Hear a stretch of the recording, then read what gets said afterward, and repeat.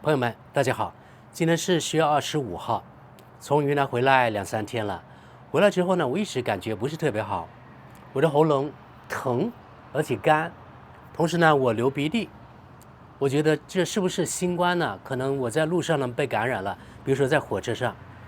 于是呢，昨天晚上我就用了最后一盒那试剂盒啊，检测新冠的。那是可能2020年左右吧，我从德国带回来的。但是有意思的是啊，这个新冠检测试剂呢是北京某生物科技公司制造的，那个包装全是英文的啊，出口到德国，然后呢我从德国带回中国来，出口转内销吧。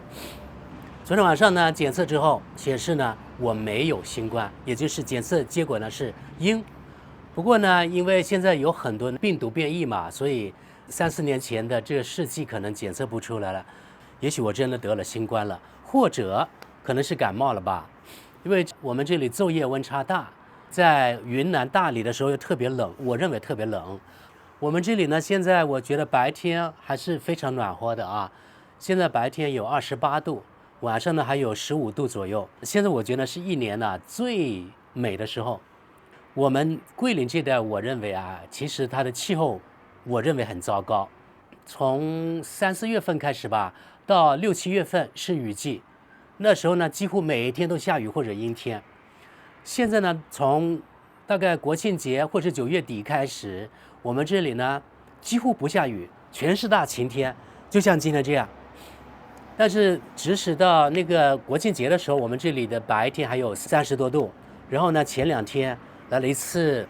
北风，西伯利亚的北风一吹，然后呢马上就降温了，所以呢现在降到30度以下，然后晚上呢10多度，所以我认为呢现在是最美的时候。如果你们来南方啊，特别来桂林一带玩，我还是建议你们呢，国庆黄金周之后，就是错峰出行是最好的。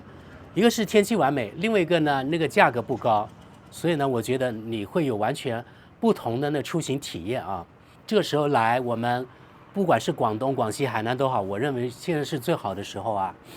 首先，我想说明一下啊，就是前天我不是做了一个翻译的视频嘛，就是一个德国大众的那个营销高管被中国方面抓起来，因为呢，德国媒体报道说啊，他是吸了大麻，那是前天德国媒体的报道啊，但是昨天德国媒体报道就完全不一样了啊，昨天又说他是吸了大麻以及可卡因。我不知道有多少朋友们知道这可卡因啊？这可卡因可以说，如果大麻是软毒品的话，那可卡因确实是那个毒性非常强的硬毒品啊。我的朋友圈我认识，在德国啊，只是在德国，他们有那个吸可卡因的，他们有一个像化学实验室那种烧瓶那样子啊，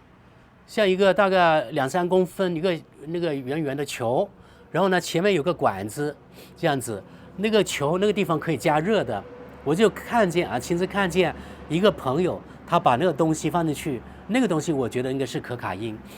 烧热还是什么之后他就吸进去了。当时呢，这个朋友他说叫我试试，但是我告诉他，任何的毒品我绝对不会碰。你自己吸我没有关系啊，因为那是你的自由，但是我绝对不会碰的啊。那么这位高管啊，即使是他在泰国，他吸食了可卡因，它的毒性是非常强的，他的血液里面，他的 DNA 里面肯定会有那个痕迹，所以来到中国之后，返回中国之后呢，被检测出来了，被抓起来了，然后呢被遣送出境。德国媒体没有报道我们中国媒体那么详细了啊。听中国媒体报道说啊，可能这位高管他只是携带了一些自用的啊，因为他自己吸了嘛，他自己阳性，即使他携带的少量的话，他不是做生意的，那就是罪没有那么大。假如你是做生意贩卖的，那是应该是死刑了吧？我觉得在这方面啊，中国的法律也应该每个人面前都平等，不管你是德国的外国人还是中国人，对吧？只要他触犯了中国的法律，罪行应该是一样的。那他这个人被抓起来，然后呢被驱逐出境，到底这罪责怎么样？我不是法官，所以我不好说啊。我只是希望呢，中国法律面前，不管是外国人还是中国人，人人平等啊。不过这件事情呢，在德国媒体啊，还有德国社会掀起了轩然大波。因为在德国，从今年4月1日起，大麻完全合法化。你不仅可以在那个大麻店里买，还可以自己在家、自己在花园或是你的房间里面种植，好像每个人最多可以种3颗大麻吧。然后呢，平时可以带什么20克还是多少克的那个大麻，你自己吸。所以呢，上次我回德国的时候，感觉很明显，就是大摇大摆吸大麻的人特别多。比如说，我去斯图加特去看一个朋友，然后呢，我们出去散步，在一个葡萄园，因为那是种葡萄酒那种葡萄园，在山上，在野外啊。那个人啊是骑山地车出去锻炼身体的，然后他休息的时候，一个人在那里吸大麻。我为什么知道他吸大麻呢？因为它有点像香烟这样卷起来的，那个大麻的味道是特别冲的啊，就是特别不舒服。如果你不吸大麻的话，真的特别不舒服。我坐在大概3米远的地方，我就闻到那个特别不舒服的味道。我心里想啊，你这个人既然要锻炼身体，为什么要在野外吸大麻呢？可能他就想放松一下吧。因为呢，大麻在德国是合法的，即使不合法，我做一个第三者，我也不会对他说什么，因为那是他那个人的自由，我不可能去干涉他的自由，对吧？只要不涉及到我自己人生的、自己私人的利益啊，我是绝对不会说某人什么的。就是我想说明一点，就是呢，并不是说我故意呢隐瞒德国这个高管吸可卡因这件事情，因为当时我翻译的时候，德国媒体确实没有报道，而是第2天我才看见另外一家媒体报道了。今天大家看到我，其实我讲话非常吃力，因为我的鼻子是塞的啊，我的喉咙是痛，就说应该可能我感冒了吧。云南回广西的火车上可能被感染了。哎呀，现在想起来我有点后悔了，因为呢我没有戴那个口罩，戴口罩可能会更好一点。好，今天呢我来说说这次出行10来天左右，而且是全新的那个出行方式。我是跟一位朋友从广西首府南宁，一直呢开车开了好几百上千公里到云南的大理，而且开的是电动车。所以呢，我想说说电动车出行的感受啊。这对我来说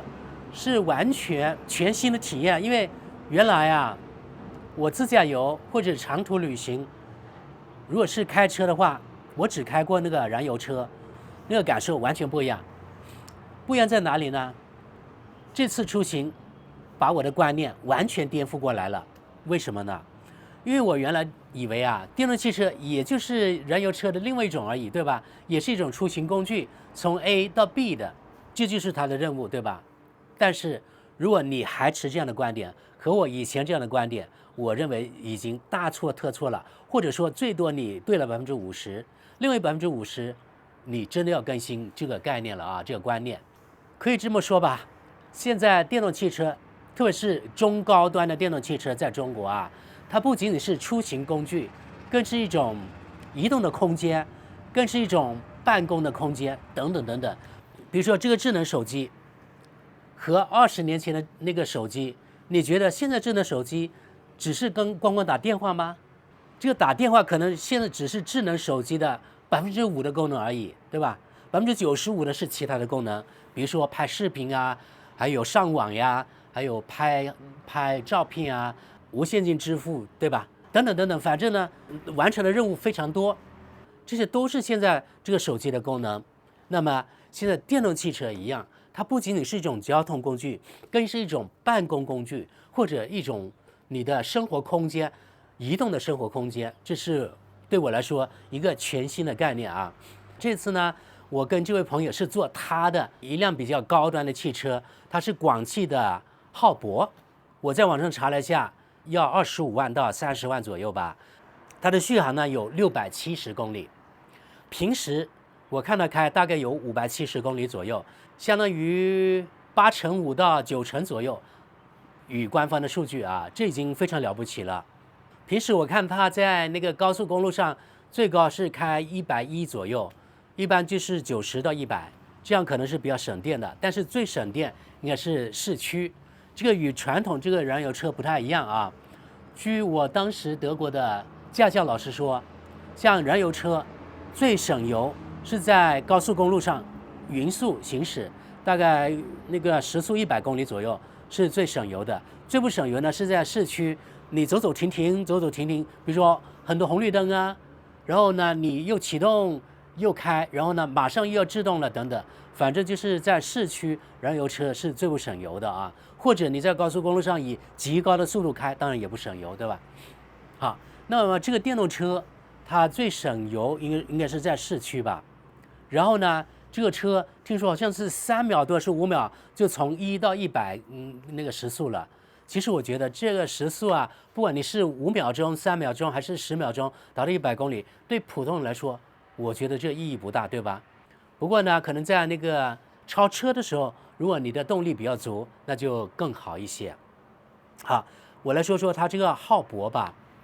当我听到它这个价钱的时候，首先我感到非常的惊奇，因为我觉得我自己啊还没有达到那个经济水平啊。但是呢，我又想到，如果我在德国买它这个配置同样的车，这个电动车，在中国是25万到30万，那么在德国可能要花60万左右。我认为啊，甚至呢到70万到80万，我觉得像这个配置啊，在德国应该要8万到10万欧元左右，因为它这个车啊，确实是我认为是豪华配置了。豪华在哪里？当然是它的智能这个驾驶舱了啊，对吧？很多智能化的东西，很多词语我都不知道。它还有自动驾驶的这种那个叫什么程序。因为我没有中国驾照，所以我自始至终都是坐副驾呢那个位置，还有这个功能，应该主驾的也有，或者全部那个座位都有。就是开车的时候呢，可以给你按摩，这个按摩功能我觉得还真的不错啊。它有各种按摩的模式，还可以呢，设定多少分钟按摩，还有那个座位也可以那个透气，还可以有风扇等等，这些我以前都没有体验过的，所以这感受特别好。当然，什么加热啊，或者是制冷啊，这个座位当然就不在话下了啊。还有这个座位呢，可以完全放平，当做一张单人床这样。比如说平时你在野外不用住酒店了。另外第二点，完全刷新了我的对电动车的观念，那就是它这个车呢可以供电220伏、230伏的电，也就是普通家用电器完全可以带动，比如说冰箱呀，还有电磁炉啊，还有那个热水器啊，这种都可以带动。当然了，你在野外用电脑工作就根本就不在话下了啊。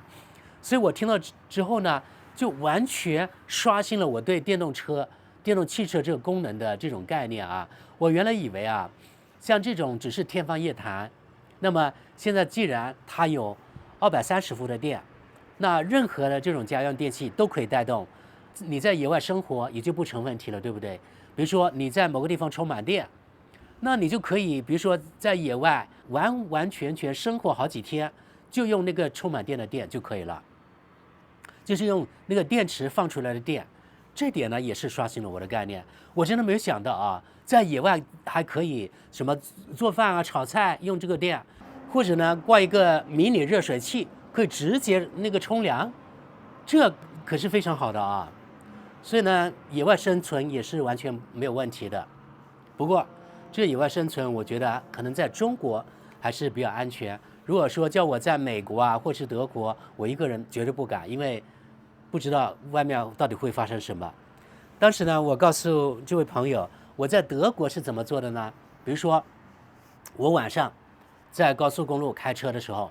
因为你开了1-2个小时或者2-3个小时，也许要小便了。比如说某个停车区不是服务区啊，某个停车区黑灯瞎火的，或者只有1盏两盏路灯，没有其他人，特别让人感到害怕。那这个时候我会停下车来，每一个车门我都是锁上的，然后带一个宽口瓶，在车里小便。那没办法呀，我不敢出来，如果出来不知道会发生什么。所以呢，说到这一点啊，我还是觉得目前在中国给人的这安全感要比在国外，我认为要高出数倍啊！在国外，我绝对没有像中国这么多的安全感，这是观念更新之一啊。就是现在我觉得啊，真的像我朋友说的那样，现在中国这种电动汽车当然是中高端的啊，它确实呢不再是简单一个交通工具把你从 A 运到 B，而是真正的一个办公空间、移动空间等等等等。第二个，开电动汽车出行，出远门，走非常远的这种自驾的路线，完全是可能的。为什么呢？因为这次我们虽然只是走了那个2个省份啊，一个是广西，另外一个是云南，但是所到之处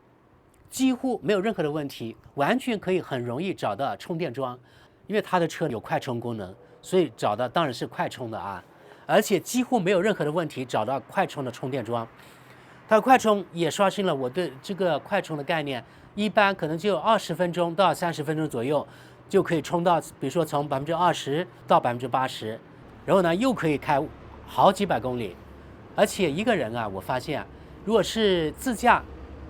你一天开500公里就已经了不起了，所以呢，你即使每天一充，那也是自驾游是完全有可能的。所以以前有的人说啊，我有里程焦虑，如何如何，这种焦虑我觉得完全没有必要。当然了，如果你买的电动车续航只有200或者300公里，那就另当一回事了。但是即使我想啊，你的电动车即使是300公里的续航，那你平时可能开到250公里，我觉得开2-3个小时休息一下，我去充个电也完全有可能的啊。所以我认为啊，经过这次那个长距离的自驾之后，我觉得开电动汽车出行出远门完全有可能，就是没有必要里程焦虑。今后这个技术，电池技术也会更加往前发展。比如说现在好像已经有续航800多公里的电动汽车了啊，那今后可能会超过1000公里，然后呢价格可能还会往下降，也就是说今后的价格更加亲民。那么这个时候你出远门就完全没有任何的里程焦虑了。还有第3点啊，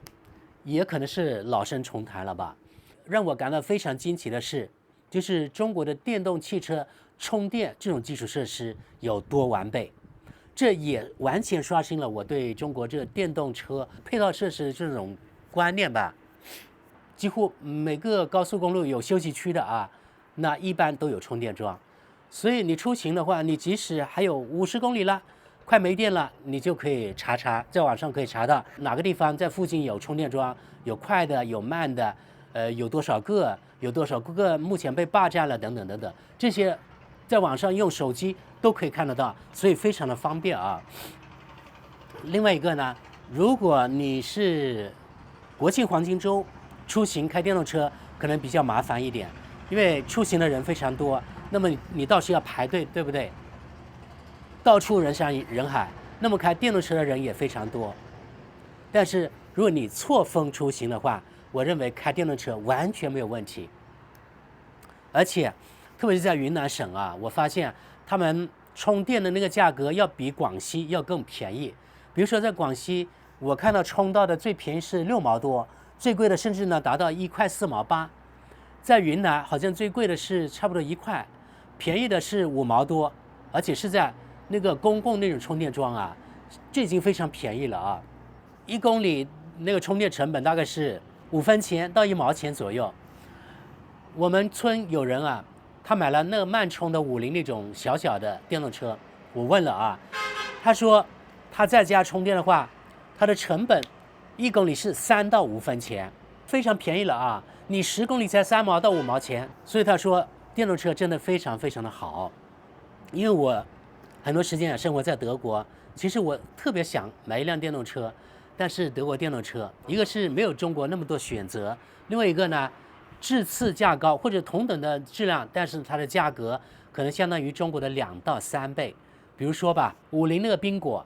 在国内可能是7、8万，但是在德国像那个质量那个配置可能要3万多欧元，几乎30万人民币啊。而在中国7、8万，在德国30万，你想想看这个差别有多大。所以叫我拿那个3万欧元出来，或者3万多，我不太舍得买了，因为我觉得这性价比不高。所以呢，说到这点，我真的特别特别羡慕啊，国内有人说特别卷，大家都非常的艰难，但是我们也忘记了啊，在卷的同时，我们用较少的那个钱享受到更多的服务。好像听起来在德国啊，我们平均每个人拿到手的工资有什么2000多欧元，如果折合成人民币就是那个2万人民币了。而我们在这里呢，可能一个月辛辛苦苦才是5000人民币，然后就觉得好像人家德国人很富一样。但是呢，我们有些人呢只看到人家的收入，没有看到人家支出。如果是这样的话，我就觉得是耍流氓啊，不可能啊！就是你在一个国家，你的收入特别高，然后呢物价特别低，这个地球上没有这样的所谓的香格里拉，对吧？一般都会水涨船高。就像在国内的一线城市，它的收入是高一些啊，或者高很多啊，但是它的物价同时呢也比其他小县城高很多一样。如果是说我在中国工作，在中国赚钱，在中国消费，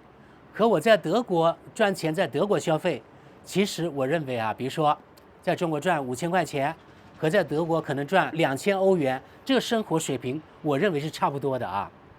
2000欧元就是15000、16000了啊，在中国是5000，在德国是15000、16000，也就是相当于中国3倍的收入，但是这生活水平我认为呢是大同小异的。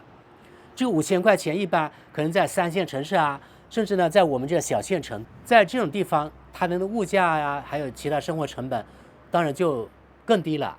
比如说昨天啊，我又去理了一次发啊，到我们县城，你们知道吗？理发多少钱呢？15块钱，单剪15块。在德国，单剪我去的地方是20块，这就是区别。也就是如果我折合人民币，在德国是160块钱，而且是很普通的啊，或者是中下等的一个那种剪发的地方。在工程我去的地方也是一个非常普通的发廊，15块钱。而同样的那个服务在德国我要花160块钱。好了，朋友们，今天我就想啊，给大家说说我这次呢在中国出远门，第一次呢自驾游，跟人家自驾游，对电动车这个概念完全颠覆了啊。然后呢我说说我的感受。我觉得中国这个电动车，不管从这个车的设计来说，比如说它这个浩博啊，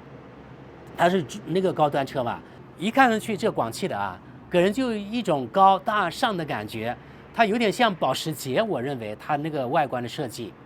而里面的内饰呢，完全不输那个保时捷，给人真的是高大上的感觉。然后呢，功能又那么多，还可以呢用220伏的电等等等等，所以呢，让人一开出去就可以在野外求生都没有问题了啊。也就是说，如果一个人呢，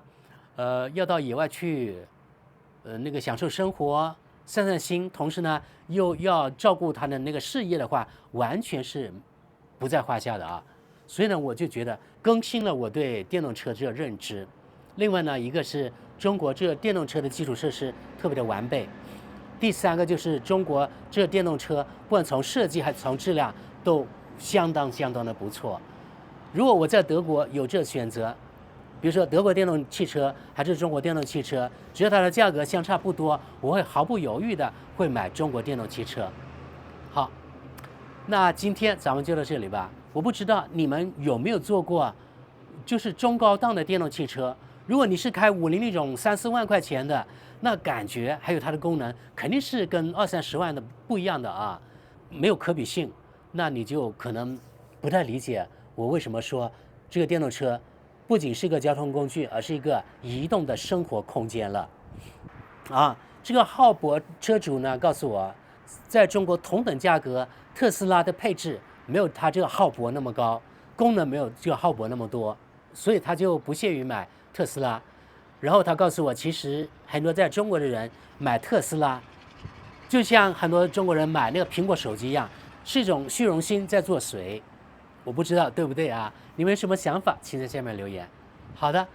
我们这期节目就到这里吧，感谢大家，我们下期见。